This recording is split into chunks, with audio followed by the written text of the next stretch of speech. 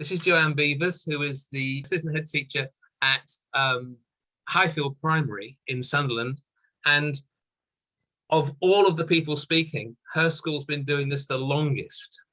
I found it very interesting that I think, although Janet didn't know this, she teed you up rather nicely, because she said it's about embedding it as a whole school ethos.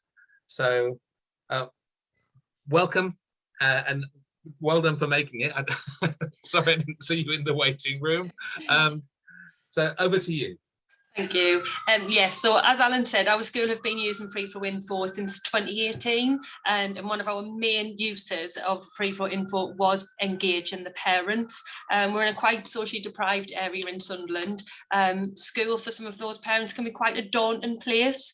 Speaking to the teachers has always been a negative experience. So if they said to the teacher, the parents said, oh, I need a word with you, it was like, oh, what have they done wrong? What have they done this time?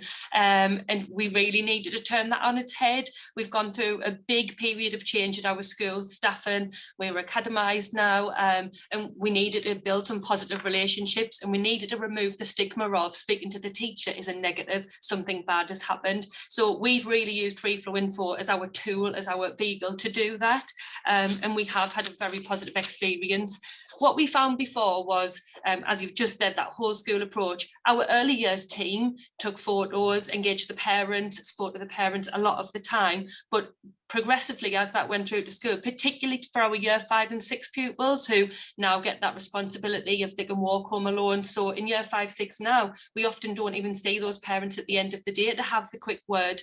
We had no way of keeping in touch with them. So if they didn't, as Janet said, come to the parents' evening, come to the open afternoons we put on, sometimes we could go a whole year without speaking to that parent, and that's just wrong. They need to be an integral partnership with us to help that child learn and move forward. So we needed something to bridge that gap. We needed something to forge some positive relationships. So as I say, in 2018, we took on freeflowinfo, and we gave it out to staff, and we said a bit again, like Janet said, this has to be a whole school thing. We can't just have early years doing it. We can't just have one teacher in year 2 doing it, because then we'll have parents saying, well, their teacher puts things on freeflow all the time and my son gets nothing on his.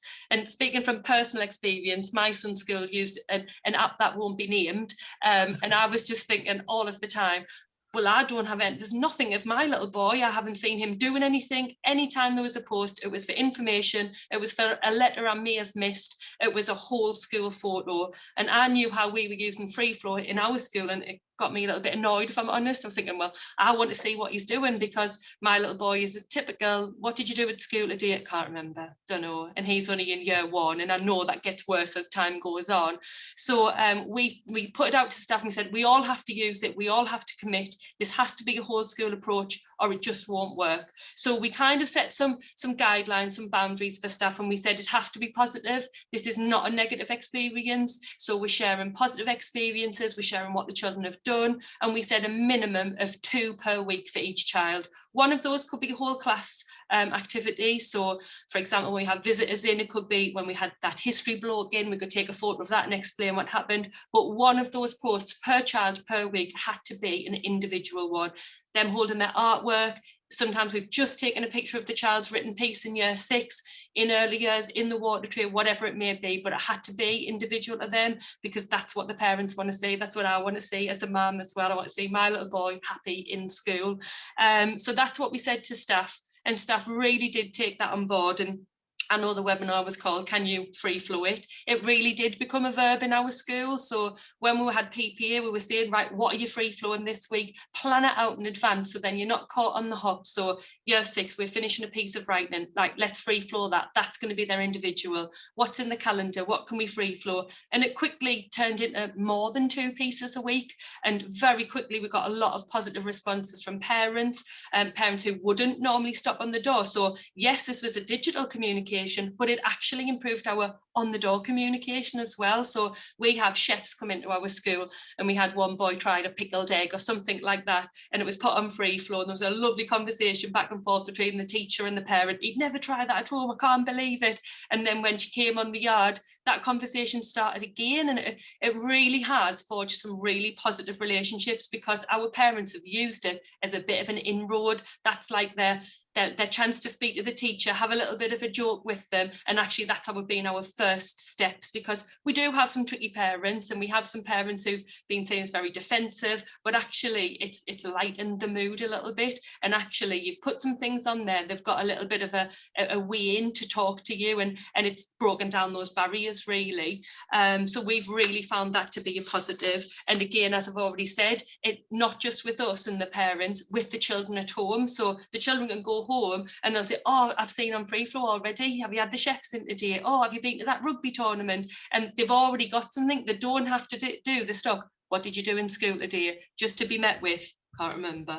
That they've got it, the photos there, the pictures there, and they've got it as a talking point. And parents have said to us, that's like opened up a new world for them really, that they're able to have those conversations at home. So I've written down, scribbled down some things, making sure I'm getting it all in. I think parents felt comfortable with using the interface as well. Like we've said before, when I've introduced it, my parents said it does look a bit like Facebook, because you've got your profile and you can scroll down, you can write the comments, and it's just less threatening, I think, for the parents to write the comments online. But as I say, it hasn't stayed in that box, it has expanded, and it's improved our relationships as well.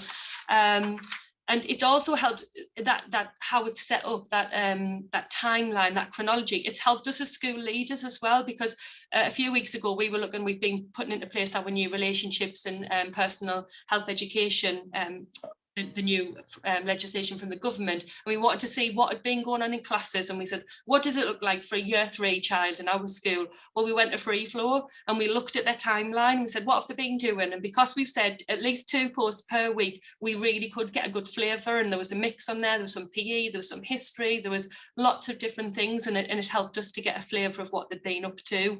And then, as Janet said again, I think it really upped the ante for when we were in lockdown and we had to use it for remote education. We were using it to communicate, and I think that kind of forced some parents' hands as well who hadn't signed up to free flow, especially when the free school meal vouchers started coming through email. We're like, right, we've got your email now, we'll sign you up for free flow while we're there. So that just really helped boost our numbers in free flow, and it was our communication tool. And when we say about saving workload, that took a lot of stress off our office. That reduced the number of phone calls coming through at the front office, because parents knew they could just ask a question on there. I'm struggling with this. Every week we put on the weekly learning timetable, so they knew where to go, and I think that helped our uptake of parents getting involved. And then when they saw how it worked and then continued to use it in school, that's been a positive contribution as well.